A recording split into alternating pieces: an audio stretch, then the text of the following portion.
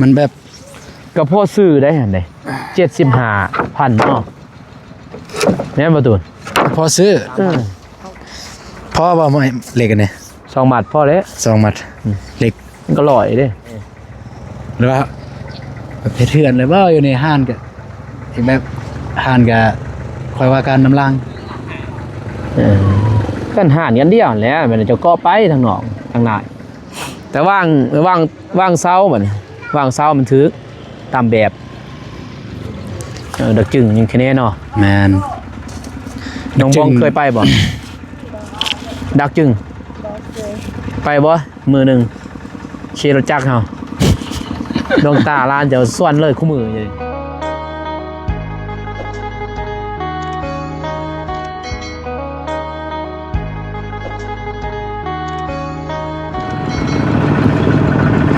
ตัวพี่น้องเนาะอ่ะ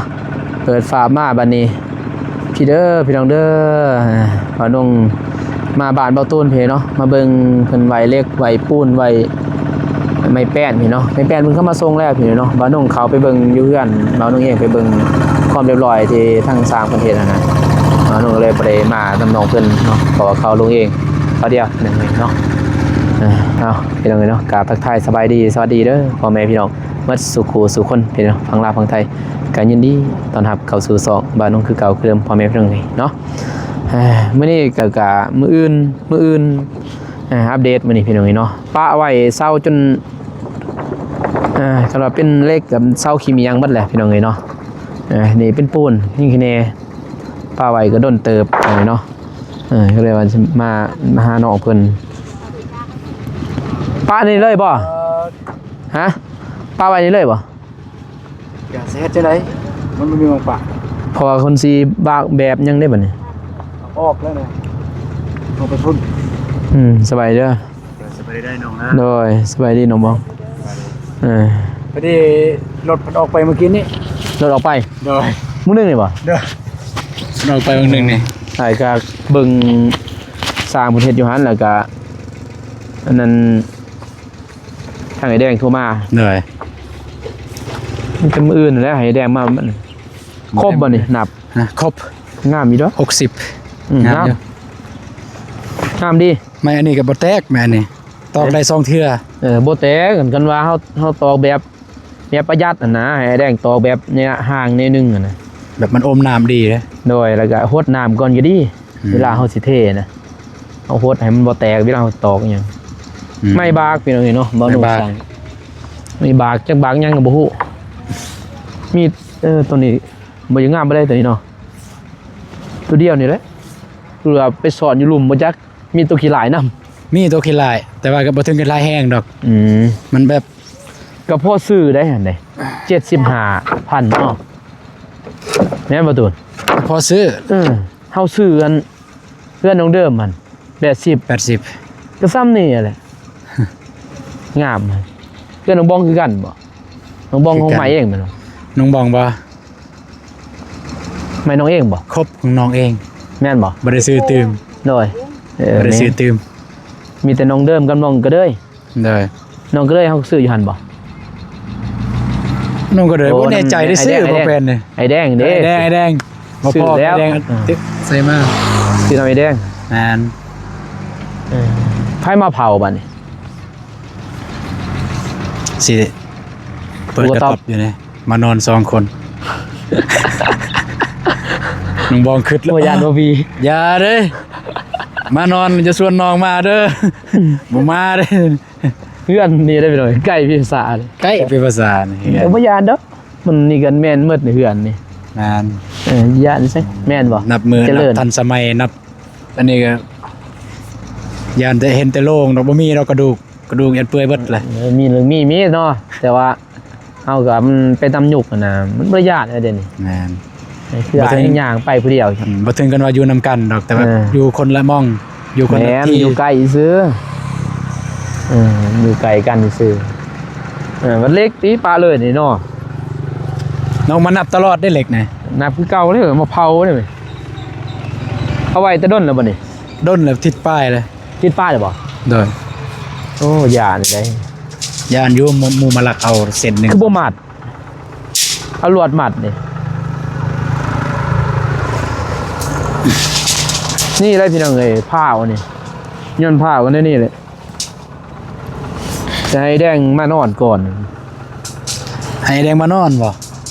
เอานอนแล้วบ่นอนเฮ็ดได้ เนาะ สิเผาเลขเผาพูนได้แม่นบ่พวกน้องสิดูบ่ดึกจังมื้อแม่นบ่คืออายพูนได้นอนเลยหือ ปานได้น้อง อย่าเฮ็ด ปาน แหน่อ้าวบ้านน้องมันใหญ่เด้แม่นบ่ บ้านน้องกับบ้านน้องในบ้านอ้ายบ้านอ้ายโจรหลาย โอ้ยบ้านใดคือกันนั่นแหละบ้านใดสิมีโจรเนาะพี่น้องเอ้ย แต่ว่าประวัติเรื่องลักอันนี้ยังบ่ทันมี ประวัติเรื่องการลักเกินว่าเครื่องเงินเครื่องซาน ลัก บ่เคย ลั ได้ ก ยิ เคน รื่องลักคลองตัวนี้เนาะยังเพิ่นมีแม่นบ่ ยังบ่ทันมีแต่ว่าคันลักกาแฟนี่ มีทุกปี บ่ว่าถึงเพไฟบ่ว่าที่บ้านใดดอกตอนนั้น ทุกปีเลยคันว่าลักกาแฟเนี่ยโอ้ยเบื่อเลย เส้นใหญ่พี่น้องเอ้ยเนาะบ่ตัวซื้อนี่ตัว75อันนี้แม่นบ่ โดย เส้นหนึง75,000เลยตัวไอ้ซื้ออันเส้นน้อย63,000 พ่อบ่ไม่เล็กกันเนี่ย 2บาทพอแล้ว 2มัดเล็ก มันก็ร้อยเด้ถ้าว่าเฮ็ดคือบ่เที่ยงเว้าบ่พอเด้ 2คันบ่ เส้นนั้นบ่ นั่นแหละสิปรึกษาอ้ายนี่ดินอยู่นี่นี่ มันก็บ่สุดน่ะนะไอ้แดงขุดลงไปจักบ่มันบ่สุดดอก ขุดฮอดดินเก่าแล้วเนาะ บ่ก็บ่ปานนั้นน่ะนะมันบ่สุดนะมันมีแต่หินเด้เฮือนได้มีแต่ดินได้เฮือนได้ตัวอายุเด้นี่เจ้าบ่บ่หารมันมีแต่ดินนี่เฮ็ดสิสุดเบิ่งติยังอยู่ได้จักปีแล้วแต่น้องเอวาเพิ่นน้องดวงตาอายุ4ปีพี่น้อง4ปีแล้วยังบ่เฮ็ดเป็นหยังนี่มีแต่หินมาตอหนาไปจะสิก่อเข้าใจบ่มีเจ้าก้อนนี่ นี่ทางหลังนี่เห็นครัวเด้ นะเฮือนครัวแล้วแต่ต้องไรก่อเข้าใจบ่ ได้ บ่ให้มันเจือนลงนะ เลยไปพุ่นนี่เห็นครัวแบบสไตล์แบบผ่านอ้ายอะนะแบบเห็นครัวเขาลงลุ่ม อืม แบบนั้น แบบเบาตูนน้องบ้องมาไก่เบิ่งเพิ่นอยากได้เฮือนน้ำพี่น่ะแล้วก็อยากได้ห่านน้ำนั่นน่ะ แม่น แบบซองอิหยังเงินซองใจ ประมาณซองใจนะแบบว่าคล้ายๆคือโปรเจกต์หนึ่งแต่ได้ซอง กันแล้วเกิน ผลลัพธ์ป่ะนะ มันหนึ่งเฮือนนำอยากเฮ็ดแบบโมเดิร์นแบบซองอิหยังเกินว่าซอ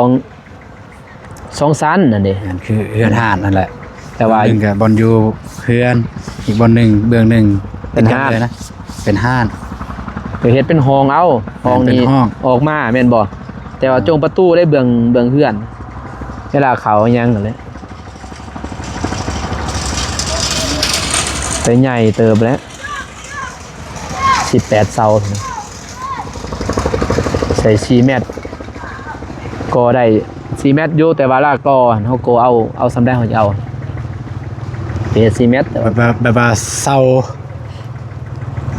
ให้เห็นเสาทางนอกงามป่ะ ชาวทางนอก แมน จะบ่ได้เฮ็ดบ่คือกันบ่าวเตียงนะหารบ่าวเตียงบ่เฮ็ดบ่นะ แบบว่ามุงวะ อันนั้นก็เบิ่งตัวจริงอนาคต กัน เท่า ศาสตร์ นี้ก็เฮ็ดแต่ กันซาดนะ อืม เราไปเฮ็ดหารเลยขายสมตอกสมตำนั่นนะโอ้หมดลายเด้อพี่น้อง มืดลายแต่ก็ ทมดินนี่หมดเท่าไหร่เลย เท่าไหรเนาะ ได้บ่สาว บอดบอด ชุดก่อนก็12 12กับ8 8ล้าน 8ว้าว ชุดน้ำล้างนี่8บ่13คัน นี่นะตอนเฮาจ่ายกันเนาะกับอายอันนั้นนะตอนไอ้เตียงมาแล้วก็มีอายอันนั้นมาอายตลกกันนะบ่ชื่อแล้ว ตัวนั้นหินตี นั่นเห็นเท่าไหรเนาะ 13คันนะยินจะเว้า13คัน 10แม่น13มันก็ 13 1 6 6 3 18 13 6 13คูณโอ้7ล้าน 7ล้าน นั่นแหละ7ล้าน8 7ล้านแปด กับ10ปลายล้าน 10ปลายล้านพอได้ท่วมดินนี่พี่น้อง 19ล้าน เกือบสาว เกือบเหลือสาว 19ล้านแต่ว่าก็ดีเด้บ่ตูนบ่นี่ คือพวกนั้นนี่คักเนาะอย่างหมดจากเท่าไหร่เป็น100 โอ้อยู่หั่นนี่คันบ่เฮ็ดห้องระบายน้ำยามฝนคือไอเห็นนั่นแหละเป็นทะเลเลย เห็นเพิ่นว่าเป็นร้อยก็ยังขอสำนันท่วมเป็นร้อยก็คือเก่าเนาะท่วมได้หยังบางหัน ว่าสิเฮ็ดแบบคือน้องเว้าอันแหละแบบ เบิ่งได้ ทางหน้าสีเศร้ามานี่เลย สีเศร้า แม่นคันแบบ3เศร้ามันยาวย าวเลย ยาว เอาตัวเบื้องนั่นนั่นคือบ่เตียงว่าอันตัวทางหน้าเฮาใส่กันสาดเอาเข้าใจบ่กันสาดคือบ่เตียงเห็นเด้ เลย ได้เฮ็ดไม้เหมือนนะแต่ว่าเบิ่งนี่จะเฮ็ดสีเสา 4 เสา4 เสา3แถวบ่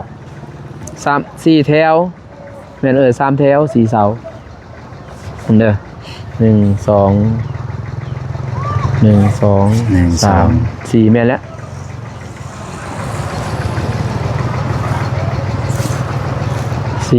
เบิ่งนี่อีกก็เท่าใดมื้อนี้ก็เด้อ1 2 3 4 3 4 12เพื่อนบ่าวนงหัน4 แถวเพิ่นบ่าวนง สีแถวบ่ ว่า3 ห้อง3 ห้องนอน แต่ว่าตอนนี้ยังทันนะตัดสินใจยังทันนะ เฮ็ดหยังทันนะตอนนี้ ตอนนี้ทัน แต่ได้แบบใดก็ทันได้เด้อ แม่น คือคักๆเด้อ2 คนเด้อยินบ่เฮ็ดเพื่อนนี่ หรือว่าแบบจังซี่บ่ก็ยานอยู่ยานพ่อแม่พี่น้องสิว่าเฮาเปลี่ยนใจเปลี่ยนไปเปลี่ยน ได้ มา ได้ หรือว่าแบบเถื่อนเลยบ่อยู่ในห้านก็อีกแบบห้านก็คอยว่าการน้ำลัง กันหานกันเดียวแหล้วมันจะก็ไปทางนอกทางหน้าทางหน้า นั่นแหละแบบว่าแบบที่เฮ็ดเนี่ยมันเฮือนก่อนถ้าอนาคตเฮามีเงินก็ออกอีกเฮ็ด เฮ็ด ห้าน เฮื เล อน ย ในเฮือนโมเดิร์นเนาะ แม่นเฮือน แต่ว่า โมเดิร์น ถ้าเฮาอยากได้เฮ็ดหานเฮาก็ออกประมาณ แม่น 4 เมตรซื่อๆเฮ็ดหาน แต่ว่าจะต้องอ้ายก็ตัดสินใจผู้เดียวก็บ่ได้โทรถามเบาเตียงเบิ่งอีกเด้อเทื่อนึง ได้ ไว้ได้บ่อ้ายนั่นนี่นะว่าแล้วก็ถามผู้ใหญ่เพิ่นอีกเด้อ ได้เพราะว่าน้องคิดว่านะถ้าสมมุติว่าเฮาเฮ็ดห้าน เฮ็ด เลย เฮ็ด แล้ว อันนั้น เฮาอยากเฮ็ดเฮือนอีก แน่นอนเฮาต้องยับไปทางล่างมันติดโพดติดประสาทนะบนอื่นเฮาบ่มีดินและบนอื่นแต่บนนี้นะเพราะฉะนั้นเนี่ยคิดว่าถ้าเฮ็ดเฮือนปุ๊บแล้วเฮามีเงินก็ออกเฮ็ดห้าน เฮ็ดหานหน่อยนึง มา หานก็ประมาณ4 เมตรนี่ก็สำได้อีกขาย ได้ 4 เมตรกว้างยาวเป็นว่าความกว้างเนาะความกว้างนี่8ความยาวนี่4แม่นบ่ ได้ ก็สำได้แล้วใหญ่สำได้แหละน้องบองสิรับร้อยเพิ่นได้ลงกันก็เครื่องไหน สำนั้นก็ร้อยเพิ่นได้พี่น้ เอา อง เลเข้ามาเลยน้องบอง เต้นไปนำเลยแล้วก็ห้องเพลงไปนำให้ลูกค้ามาเต็ม ได้อยู่ เต็ม พี่น้องเลยทำเลได้นะอยู่นี่เพราะว่าทางไปโรงเรียนนี่เพียงว่ามันเกิดนะตอนนี้แม่นบ่ ได้ เพียงมันเกิดเป็นเฮือนแล้วกำหารจบพี่น้องเนาะตัวเงินสีซื้อเครื่องซื้อของอันก็เล็กน้อยๆซื้อเล็กน้อยก่อนนี่เนาะซื้อว่าให้มันแล้วตัวเฮือนนี่ก่อน ได้ บ่แม่นน้อยพี่น้องเนาะแต่ก็ให้กำลังใจน้องเพิ่นนั่นแหละสู้ต้นยินบ่ ได้ เสียงบทยาท่อ ใจหลาย หอยท่อพี่น้องเนาะมันเกินว่าเฮาได้ซ้ำนี่ก็เอาซ้ำนี่ก่อนนะทีละน้อยหน่อยบ่ให้เร่งตัวเองยินบ่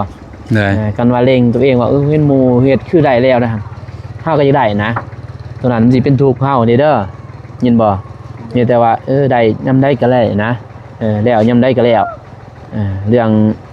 เกินว่าเอ้าเฮ็ดบ่ทันแล้วบ่ได้เอากันมันบ่เกี่ยวกันพี่น้องเนาะ บ่เกี่ยว สิเอาตอนใดก็ได้นะพี่ว่าน้องทั้งสองพร้อมกันกันน่ะตอนนั้นก็ได้บ่แม่นว่า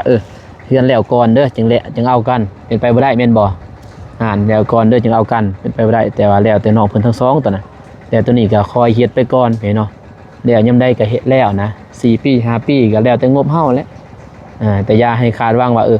ปีนี้มันให้แล้วนะบ่ให้คาดนั่นเด้ออย่าสิเป็นทุกข์เฮาเองได้เว้ย ได้ จังหน่อยบ่ได้อายหมู่ว่ะเฮาบ่ได้อายแม่นบ่ พอเข้าซอยเฮาเด้แม่นบ่ผู้ใหญ่เพิ่นซอยเฮาถ้ามีเงินคือบ่ตูนว่าพี่น้อยเนาะมีถ้าได้เงินจาก YouTube เพิ่นว่าเก็บกันนี่แหละเพิ่นถ่ายคลิปได้แต่เล็กน้อยเก็บไว้โฮมเพิ่นว่าได้10 ล้านซื้อตอนนั้นมาใส่ยินบ่ ได้ เฮาบ่ได้หวังว่าถ้าแต่ผู้ใหญ่เพิ่นเห็นเนาะ เพราะว่าตัวนี้มันบ่แม่นคือบ่าวน้องไปซอยน้องบองเนาะแล้วก็น้องกระเดยตัวนั้นผู้ใหญ่เพิ่นได้แม่นบ่ตัวนี้แม่นอยู่เพิ่นเฮ็ดแต่ว่าเฮาก็คือเฮาเป็นยูทูบเบอร์แหละมันสิบ่คือนะคือแม่นบ่เอาที่คอยแต่เพิ่นน่ะนะ แม่น มีแต่เฮามีงบสำใดเฮาก็เฮ็ดเลยพี่น้อยเนาะนี่คือค่าสร้างก็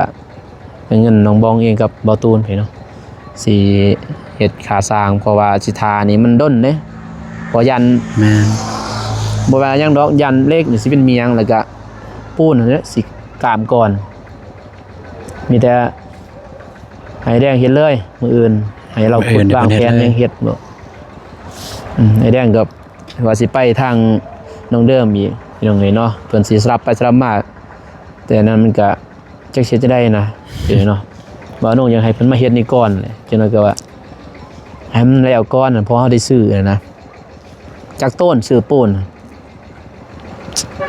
บ่ได้ฮู้ว่าจักตนแต่ว่า42สอบ 42กับต้นปลาย ต้นปลาย เพิ่นให้ซื้อสำนันบ่ ก็ตามไอ้แดงให้ซื้อตามรายการไอ้แดงจดมาเลย ที่บ่ครบ ต้นหนึ่งนั่นแหละ เดี๋ยวที่บ่ครบตามเพิ่นจดก็คือเล็กน้อยหั่นเพิ่นให้ซื้อ200แต่ว่าน้องซื้อแต่100แต่ก็เบิ่งถ้า บ่เรื่องคันว่าเทคานคือเราไล่ก็ถือแล้วเลยเทคานคือว่าเตียงเว้านะ เทคานถึงบ่ บ่ท่าน คัน สองอันนี่ สองอันได้บ่ เสียงงบหลายเด้จับตีนเด้จับตีนเสาน่ะ แต่ว่าดินน่ะมันสิมันบ่เคลื่อนดอกเรื่องเคลื่อนนะมันก็อยู่ห่างแต่เพิ่นยานมันเชื่อนนั่นเชื่อนไปนี่บ่มันบ่เชื่อนดอกมันเป็นคันว่าหินพี่น้องเอ้ยมันบ่แม่นดินนะ คิดน้องคิดว่าคือสิบ่เจือนละ บ่เจือนเจือนได้นี่ เป็นหินนะ แต่ว่าก็แล้วลองถามผู้ใหญ่เพิ่นนำแน่เด้อ ใช่ จังได๋ก็ว่าสิว่าเอาน้องว่าบ่เจือนไปเจือนหลังเนาะแต่เฮือนได้ก็บ่เจือนน่ะนะไอ้รับประกันตอนนั้น เพราะว่าเคยเฮ็ดแม่นบ่ ก็เลื่อนได้เด้ น้องก็ย้อนว่าเสื้อมันน้ำอ้ายนั่นแหละเพราะว่าเคยเฮ็ดมาก่อนนะว่าบ่เจือนโอเค เพ บ่ ราะว่า เจือน เฮางบลงเองนะมันเสียรายเด้ซื้อเลข10นี่ใส่นี่ใส่ฮอดข้างเทิงพุ่นได้นี่ ลายสำเนียงบ่ โดยจักเซนนี่ เอาลายเติบบ่จื้อเลยซื้อเองบ่จื้อเอง บ่แม่นจะว่าคือว่า60บ่ แม่นอะไร60เซน คือไอ้ว่าคือ60นะพังในคลิป แม่น60เซน 60เซนเพราะว่าไอ้ซื้อเด้อเพื่อนอายก็หลายเติบได้หั่นคันนี่ ของอายเท่าใดซื้อ ก็เท่าไหร่50เซนยังบ่หมด ยังเหลือบ่ เหลือ บ่เยอะแต่ว่าเหลือแล้วเลยกินนี่จังเนาะอาจารย์ ก็บ่เหลือข้างเทิงเด้ ใส่ข้างเทิงเลยนี่ แต่ว่าเราไล่เลยกับยูรุมมันได้เราไล่ครับ ตัวนี้แม่นแล้วอะไรกับตัวลุม แต่ว่าน้องก็สิเฮ็ดเลยบ่เฮ็ดกระเทินซื้อเฮ็ดเลย แต่ว่าเปลืองหลายนี่เปลืองเล็บ แต่ไม่แบบนี้ก็ต้องได้พังอยู่ในหลุมนี่เทอยู่หลุมแล้วก็ตีอยู่ถึงอีกนะสองอย่างหรือเฮ็ดคืออยู่พังไทยเพิ่นเฮ็ดเลยซะเนาะก็ผ้าซาวขึ้นเลยนี่แล้วใส่เหล็กลุมเลยมาก็คือกันนั่นแหละ แม่นบ่แนวเดียวก็เท่วันนี้นะสำได้ความแน่นแม่นบ่ ได้ นี่คือพี่น้องเพิ่นพังไทยเพิ่นเฮ็ดพี่น้องนี่บ่น้องเฮ็ดน่ะนะเฮ็ดแบบนั้นก็ได้ แต่สิซอส ซอสเล็กเอาซอสใส่กันเลยได้พี่น้องเอ้ยเฮาต้องซอสได้คันบ่ซอสบ่ได้ซอสใส่หันสตีนเซาเฮาเจาะให้ไอ้แดงซอสใส่เด้อเห็นบ่คืออ้ายจะได้เลยให้ซอสนั่นเด้คันในตอนบ่ได้จ้ะบ่ ได้ มันบ่อย่างแน่นให้เราซอสใส่หัวเซาดึงสุดเลยนั่นน่ะดาวมันจังแน่นแต่บ่าวน้องก็สิมาเบิ่งดอกพี่น้องเนาะมื้อเฮ็ดนั่นเบิ่งน้ำน้องเพิ่นนี่แต่ตัวใดมันเอาให้ไอ้แดงเฮ็ดแต่ว่าง่ายอยู่ไอ้แดงแต่ตัวนี้เลขโคกลางเส้นนึงเท่าไหร่ตัวนี้ตัว6บ่ใหญ่6แหลบนะ บ่ใหญ่ปานใด เส้นเท่าไหร่ตัวนั้นมัดหนึง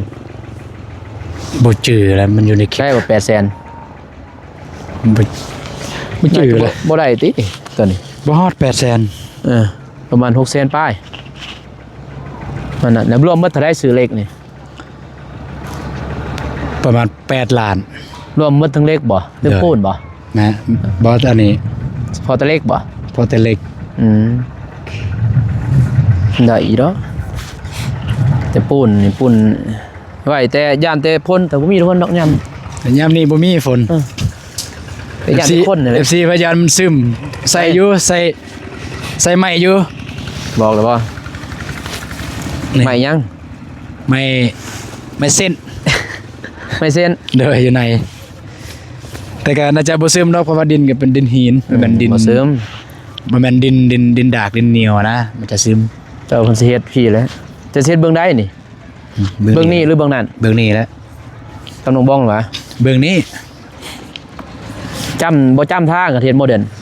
เห็นบ่ บ่จ คำว่าสิเฮ็ดอันเรื่องนี้มึงเด้อเจ้าไล่เบิ่งนั่นเด้อ4เสาเอาไปนี่4 ำแต่พุ่นไปพุ่นสิ มานี่พุ่นสิงามบ่นั่นก็งามเพราะว่าเฮือนครัวตั้งหากก็ได้พุ่น 4ก็งามมาแหล้ว เฮือนครัว มัน อี มี ก ส่งมันเด้ เพราะว่าต่อเฮือนครัวอีกไปพุ่นเสร็จมันก็ยาวแล้ว เฮ็ดส่งมันเองส่ง เด้อ ส่งแบบมึงจะว่าจังได๋2สั่นนั่นแหละ งาน เอาแบบตอนไหนไอ้แดงเบิ่งแต่ว่างเสาบัดนี้ว่างเสามันถือตามแบบ แบบเพิ่นเบิ่งแบบก่อนแล้วเพิ่นจังวางเสาเนาะ พอจังหน่อยว่างเสา4เมตรเมิดหั่นมันสิยาวนี่ 4 เมตร4 เมตรทุกคนก็สิ แต่ใหญ่เด้พี่น้อง4 เมตรเนาะ ใหญ่ยันฮอดพุ่นแล้ว ลายได้ตัวกลัวอายเพิ่นได้ คัน4 เมตรได้ ลายก็ลายบ่ได้เฮ็ดลายเทื่อเฮ็ดแต่เทื่อเดียวค่อยเก็บค่อยไป ก็คือลายเตือแล้วพี่น้อง แต่ว่าไปขอเงินแม่เฒ่าเนาะขอแน่เงินเฮ็ดเฮือน เท่ปะ กากาแฟ แม่เฒ่าสิซื้อเขาวกินยังบ่มีใช่ปะ แม่เฒ่าว่าลูกเอ้ยสิซื้อเขาวกินยังบ่มีเลยนี่ เสร็จจังได้บัดนี้พอน้องบ้องบ่ได้เฮ็ดหน้าแม่นบ่ คือกันน่ะบ่ได้เฮ็ดนาคือกัน บ่ตูนก็บ่ได้เฮ็ดเด้อพี่น้องหาเสากินค่ำคือกันนั่นนะพอน้องก็ว่าเฮ็ดก็ซ้ำบ่เฮ็ดดอกหน้านี่เดียว ได้จากซอบอยู่นี่ เศร้าซอบ สาวอ่ะก็พอได้ 4คนกินนี่ก็บ่คุ้ม บ่กุ้ม คันว่าลูกเต่าใหญ่หมดน่ะ บ่แม่นแต่4คนดอกเฮ็ดอ้าย ลายแหละ ลาย บ่ ทีมงาน เกี่ยง ยังก็ไป ยังมา ลาย ตลอดบ่จักจะได้เล่าแล้วทีมงานไป เป็นมายังบ่ติดดอกมันเพิ่นบ่มาเฮาก็กินคือกันน่ะนะ เป็นหยังเนาะพี่น้อยเนาะเป็นว่ามีคนมาแล้วดีนะมันเงียบๆอยู่เพื่อนบ่นุ่งก็เงา เลย มีแต่มื้ออื่นวางแผนว่าเฮ็ดกระตุบให้เรามีแต่ใหม่เก่าบ่มี แต่ บ่ จะเอาไม้เก่าอยู่เฮือนมีอยู่ไม้เก่าแต่ก็ กระตอบเห็นยังให้เรา ท เอ้าป่ายังนอนอยู่เฮือน บ่ได้ก็เสียจังใด ก็ตอบไปจะว่าน้อยๆบ่จะเข้าไปเบิ่งกันเวลาไอ้นอนนี่กวมหมดนั่นแหละความหนาวทางนี้หนาวแฮงเนาะ หนาวเย็นอีกปุ๊บเลย อยู่ท่าแต้งก็หนาวคือกันพี่น้องเอ้ยแต่ว่าน้องนอนอยู่หั่นมันสิเป็นเฮือนนั่นดิเฮือนดินเนาะเฮือนดินมันสิอุ่นแต่ละยามร้อนนี่ร้อนเด้ดินบอกเด้ออันยามหนาวนี่ม่วนอีก เย็นนี่บ่ มันอุ่นเด้ เนาะ บ่คือดินจีเด้ดินจีนี่โอ้ยเย็นขนาดนี้มันตอนนั้นมันเก็บอากาศนี่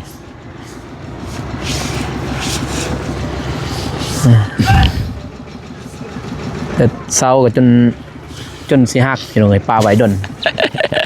ว้าวไป จักเดือนเลย โอ้ เด้อ ตั้งแต่นั้นมา แต่มือเริ่ม ตั้งแต่จัดกีฬาไอ้เตียงจัดกีฬา เดือน12รอบแรกกัน รอบแรกบ่ แม่น เดือน12นั่นติ เดือน วันที่3บ่ เฮามาแต่ดึกจึงเฮามาแต่กะลืม วันที่20ปลาย บ่เชื่อวันที่หยัง วันที่20ปลายเดือน11นั่นแหละแม่น12นี่แหละบ่ชื่อแล้วพี่เนาะดนเลยแต่ว่าเป็นไรคลิปกันยาวเลย ยาว หลายคลิปเลย หลายคลิปมื้อละ 3-4 คลิปของไอ้เตียงเนี่ยจะไป เดื เบิ่ อน ง หนึ่งก็30คลิป2เดือนก็60นะ 60 อะไร คลิปเลื่อน สู้แล้วเว้ยไปทำการถ่ายคลิปนี่แหละสู้ FC ก็ไปเบิ่งอยู่ดอกเป็นไดเนาะเป็นบ่ขามโฆษณาสิเพิ่นบ่ขามเนาะโฆษณาเพราะตอนนี้สนับสนุนเด้ให้น้องเพิ่นได้เฮือนเนาะเก็บปีหนึงให้ได้เฮือนก่อนจังว่าแนวอื่น ดินบล็อกป้าหยันบ่เป็นหยังบ่แตกบ่ มันมีตัวแตกตอนเพิ่นเอาลงเท่านั้นนั่นแหละ บ่เด็กน้อยบ่ลินบ่ เขาบ่ได้ลิ้นแต่ว่ามีเด็กน้อยขึ้นไปลิ้นซื่อๆไปเหยียบ บ้านน้องบ้องก็อิ่วบ่กาแฟ บางจอดไอ้ยู ธรรมดา ว่าซั่นนี่ ก็ดีเด้เนาะทอกปั๊บก็มาไหวดนเนาะแต่ว่ามันคือบ่เที่ยงเลย เท่าไหร่บ่เสียง เจ้าซื้อเท่าไหร่เจ้าซื้อ 750,000ข้างอ้ายเลย 700,000น่ะ 700,000ว่ะอ้าวอ้ายซื้ออยู่ไส700,000อันน้ำเสียวไอ้นี่บ่ น้ำเสียวไอ้700,000น่ะนะแต่ว่าตอนนั้นเนี่ยเผาเด้บ่เตียงจะกลับไปก่อนแม่นบ่อ้ายบ่ได้ไปนำเหมือนนั้นเนาะจะมาแต่ก็ลืมมันดิเพิ่นบอกว่าสิให้เจ้าไปซื้อน้ำเสียวไอ้อันนึงเพิ่นมาส่งให้นี่งามเด้เซาล่ะ คือว่าน้องไปสั่ง700,000กัน ไปสั่งอยู่ไส น้ำเสียวอ้าย เจ้าโทร เด้อน้องไปหาอยู่บ่พุ่นเลยก็ได้ จะได้ไปบ่ ไปเพิ่นว่า780,000ตอนแรกแล้วว่าลดให้เฮา750,000 เดี๋ยวบ่ถามอ้าย สั่งให้นั่นแหละ มาเลยเอามาเลย ยังเพิ่นกำลังเฮ็ด เดี๋ยวนี้บ่ เด้อ จักแล้วก็ถามเบิ่ง ลองลมให้น้องแหน่ซั่น 703ก็เอาเนาะ เด้อ730ก็เอาลองลมให้แหน่ เบิ่งสิถามเบิ่ง เอาลายเสาอีกเด้ เท่าใด 21เสา เสียเซา เด้อ โอ้คือบ่บอก ตอนไหน เด้อไอ้ลองลมเพิ่นแหน่คันบ่ทรายหยัง เก่าแล้วจะไปเว้าก่อน จะไปเว้าแล้วดิสิเว้าเลย แม่นเว้าแล้ว เฮาก็ได้เว้ากันนะแต่ตอนนั้นจะมาเว้าก็สิได้อยู่ คักแล้วอยู่นี่ บ่มีแต่วันนี้แหละจังได๋ก็ ต่อไปในคักแล้วอยู่นี่ เอาบ่โพสต์เด้ ทางนี้หมดนี่แต่กี่ฝุ่นเลย โฮด เพื่อนเลย เปื้อนเลยน้องบ้องนะ อ๋อ อนามัยบ่ไหว แน่นี่ใส่ท่อแล้วก็โฮดได้บ่ เจ้าเนี่ยเวียกเจ้าก็ไม่ได้สีดเลย เด็กน้อยมากก็สีดเลย วัยรุ่นขี่รถไฟก็ชีด ได้อ้ายนี่วิทย์ได้อ้ายเนาะ วิทย์ บ่ได้แต่ว่าเยือนได้เดี๋ยวนี้นี่โอ้ยไม่เว้าเบิ่งอยู่บ่อนนั่น2 มือซักบ่ไหว สองมือซักของอายของน้องเนี่ย เท่าไหร่ ทิศเลยบ่ได้ซัก แล้วตู้ซักผ้าก็มี ล่าสุดให้น้องเพิ่นซักกันแล้วนี่ มันอุ่นแห้งบ่ แต่ว่าเสื้ออุ่นบ่อยากซักปานใดอะนะกันซักแล้วมัน บ่มีเครื่อง บ่มีเครื่องสินุ่ง ตัวเดียวนี่บ่ โดยแบบนี้มันตัวเดียวนี่อุ่น ก็โพดเนาะไปซื้อเยอะจากตัวหนึ่งเนาะพอ บ่มีขายถ้าแต่ง อยู่ไสนี่ เอาดอกจึงเด้ เอ้าเห็นออนไลน์คือเห็น ออนไลน์บ่ได้คืนอันนี้เด้ บ่คือกันบ่ บ่ เราสูบกองเลย มันยังบ่เท่า บ่เห็น3 1โอ้พุ่นเนาะลายลีเลยแต่เนี่ยเอาใส่จนเต็มเป็นยังไงเฮียนนี่งามอยู่เนาะเฮียนนั่นลายมื่นน้องบ้องกับมาติ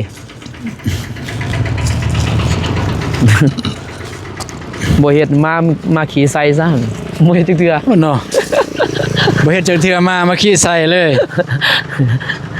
เป็นยังไงเสียงบ่น้องเริ่มสิมาอีกแล้วบัดนี้เริ่มแฮปอีกเด้ คิดว่าเริ่มดี เริ่มดีนั่นคือแฮปมาอีกเลยอากาศมันน่ะนี่ เครื่องอีหยังเนี่ย เบาเตียงเด้อีหยังแล้วแหละ เพิ่นฝากให้เบาเตียงบ่ เอาเพิ่นเครื่องเพิ่นเลย เบาเตียงฝากมาให้อ้าย บ่นะเครื่องเพิ่นฝากมาแต่เวียงมาให้เบาเตียง คือมาลงอยู่บ้านเฮา เอาเราเอาอยู่นี่เด้เราคือเราสิบ่ทันมื้อน่ะ อ๋อ เมื่อสาพอดีคือว่าพอดีเอาเมื่อเลยน่ะพอดีเราเมื่อก่อน คือบ่ให้ไปเมียนอยู่เฮือนอ้าย เนี่ยเดี๋ยวเราสิลงมาจังได๋บ่โดนดอกอย่างนั้นก็ลงพอเครื่องมันลายได้อยู่เฮือนล่ะ อย่ามาแจกอยู่จักเนี่ย อย่าได้ไปก็ลืมมีหอมเลย เครื่องเต็มอยู่มาแต่ไทย ไปก็ลืม เรือเราสิแจกอยู่พุ่นบ่อยู่เซโปน ในเวลาสิแจกอยู่สิโปน แล้วก็แจกอยู่เซโปนก็ไปก็ลืมนี่ก็โอ้ยากเลยเส้นทางก็ลืมดักจึงยังแค่นี้เนาะ แมน น้องบองเคยไปบ่ ดักจึง บอกเลย ไปบ่มือหนึ่งขี่รถจักรเฮาดวงตาล้านจะส่วนเลยคู่มืออยู่นี่ อยากไปจึงไปดิ ขี่รถจักรไหน กิโลจากกะขี้ไปฮอดกลางหันลม ก็แต่ ได้ หั มา นล่มมาแล้วอยู่พุ่งหวายสื่อนะ คันไปไกลพุ่นมันก็เส้นทางยาก ไปดักจึงบ่ไปเด้ ไปดักจึงบ่ไปทางยาก ประมาณจักมือขี่รถ สิเทิงมือยังบ่เทิงฮอดประมาณ2 ชั่วโมงเนาะ คันรถจักรก็เอาซาสุดเลยซะเอาซาสุดซะรถจักรก็ประมาณ3หรือ4ชั่วโมงเนาะก็ไป กลับไปกลับมาตอนนั้น ไปซ่า เอ้ยก็ซ่าก็3 ชั่วโมงซ่าสุดเอา3 ชั่วโมง ไปป่ะ แต่นี่ไปหาวัดผู้เอา สำนันแหละประมาณนั้นแหละ ไปวัดผู้นี่ เกือบเคยแหละ บ่คัน เกือบฮอดเลยมื้อนั้นน่ะ นิสัย จำปาสักเมื่อเฮาไปนั่นเกือบฮอด ไปเขาเดียวเด้ ไปดักจึงก็สิไปวัดผู้บ่ บ่ เขาเทียบ เทียบแต่นี่ไปหาดักจึงนั่นนะกับไปหาวัดผู้สำคัญ เข้าใจป่ะเพราะว่าลอยป้ายกันเด้ไป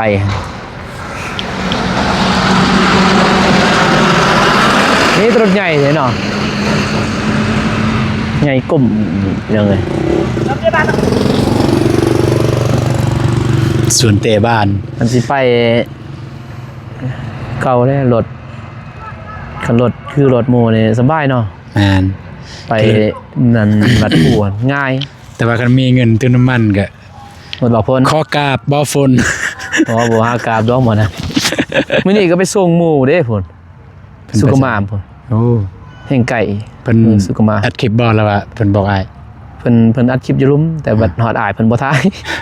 เจอเป็นหยังเนอะ เพิ่นอาย รายว่าถ่ายคลิปบ่เพิ่นน่ะบ่เพิ่นคือบ่ถ่ายเห็นใส่ไม้ใส่หยังอยู่ครบเนื้อเพิ่นบ่อยากนั่นบ่เพิ่นบ่กล้าบ่จัก เพิ่ สิ น ว่า เพิ่นไปส่งหมู่เพิ่นไปเฮ็ดอันนั้นเฮือน ศาสตร์ แม่นนะเพดาน เพดานไปเฮ็ดเพดาน ไปตีเพดานพี่น้องเอ้ยเบาพล nó về mới đang cọp và hãy ngồi cặp dùng นี่ไง qua cặp quẹo đang cọp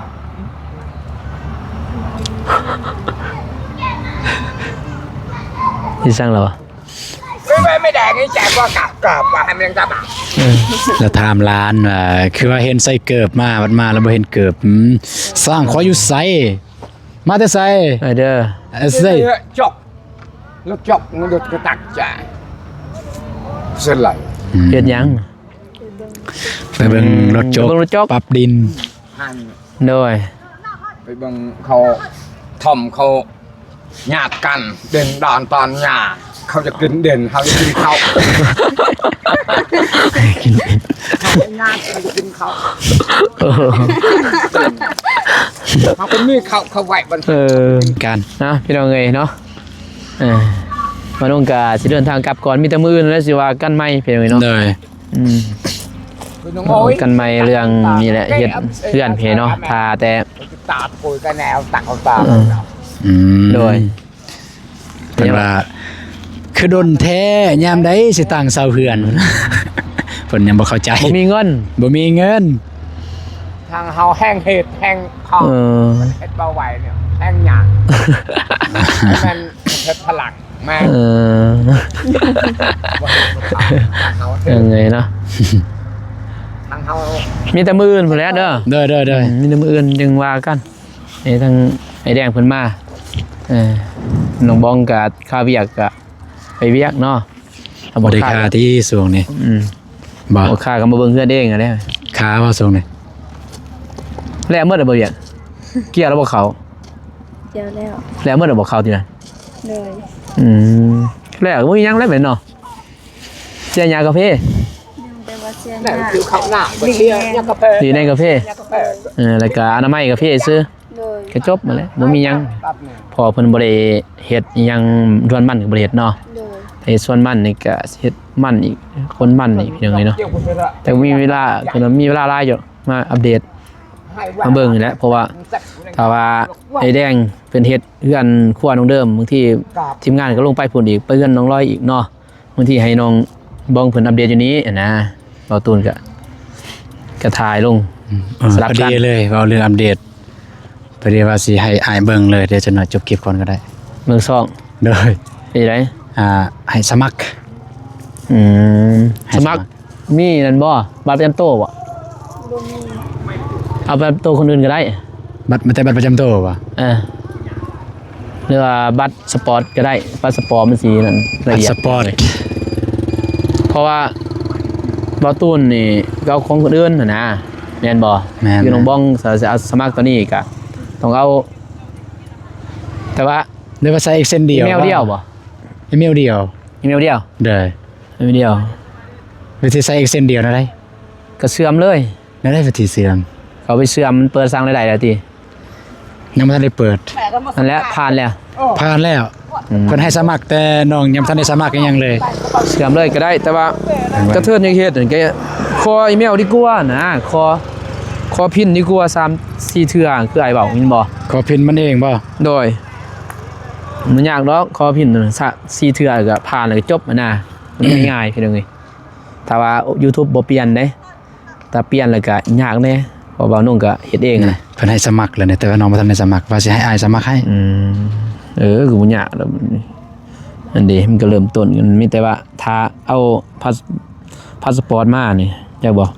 ตัวนี้มันง่ายตัวนี้มีแต่อ่านแล้วก็เฮาก็ติ๊กนี่ก็เข้าไปเลยนี่นะ อันนี้มันบอนขั้นตอนเก็บเหรียญเนาะ โดย เก็บเหรียญได้เลยบ่เนี่ย ประมาณ3มื้อได้ทะเบียนนี่ก็เริ่มตัวนี้เริ่มลงชื่อบัดนี้คือจะว่าตัวนี้ผ่านแล้วนี่ อันนี้เริ่มยังอีกเนี่ย ลงชื่อตัวนี้ตรวจสอบตัวนี้เรียบร้อยจังหวะตัวนี้แล้วจบจักบ่มอนิติกแล้วก็เรียนขึ้น เริ่มเลยบ่เนี่ย บ่เริ่มแล้วบ่ต้องมีพาสปอร์ตจ้ะ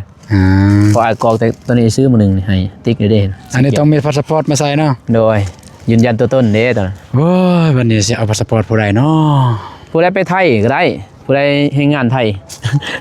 ก็เอาคนเขา ปัญหาคือบ่มีแล้วพูดไปไทยทางบ้านเฮาเนี่ย น้องบ้องเด้มีบ่บัตรประจำตัวพวกไปเฮ็ดลากันก้านเด้อ้ายจะเด้เป็นทหาร เนาะ บัตรประจำตัวก็ ผู้ ได้ ใดมีบัตรประจำตัวขอน้องเพิ่นแน่ ผู้ใดก็ได้นะยืนยันตัวต้นซื่อ ยืนยันตัวตนซื่อๆเฮาบ่มีบัตรประจำตัวเคยมีแต่หมดอายุแล้วแล้วก็เสียเลยของน้อง หมดอายุบ่ได้ตัวบ่ทันหมดอายุเลยพี่น้องเอ้ยเนาะเฮ็ดได้โอเคพี่น้องเอ้ยเนาะว่าน้องก็มันยืนมันยาวแหละมีแต่ต่ออีพีหน้าเด้อพี่น้องเด้อเนาะว่าสิไปถ่ายอยู่ไสก็ฝากติดตามเบิ่งไว้เนาะแล้วก็เฮือนน้องบ้องกับบ่าวตูนสิเป็นจังได๋พี่เนาะอัปเดตแบบใดก็รอเบิ่งรอชมทางช่องของน้องเพิ่นพี่เนาะให้กำลังใจทางน้องเพิ่นพี่เนาะแล้วก็เบิ่งโฆษณาให้เพิ่นแน่พี่เนาะเพื่อนี่แหละสมทบเพิ่นว่าซอยผู้ใหญ่เพิ่นนำแน่เพิ่นว่าเพราะเพิ่นก็พอได้มีเฮือนมีซ่านนำหมู่พี่เนาะบัดเอากันมาบ่มีเฮือนนี่ยากไดแม่นบ่สิได้อยู่ยังก็ยากพี่เนาะแม่นอยู่คนมันก็หลายเด้โอเคพี่เนาะคลิปนี้บ่าวน้องก็ขอจบเพียงนี้ก่อนเด้อพี่น้องเด้อเนาะขอบใจขอบคุณทางผู้ใหญ่ใจบุญทุกท่านขอให้อยู่ดีมีแฮงหมดสุขสุขคนเด้อพี่น้องเด้อพบกันใหม่คลิปหน้าคลิปนี้ขอกล่าวคำว่าสบายดีพี่น้อง สบายดี ไปบ๊ายบาย บ๊ายบาย